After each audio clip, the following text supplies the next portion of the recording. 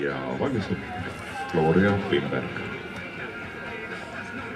Tige Mari, no kus te olete nüüd siis?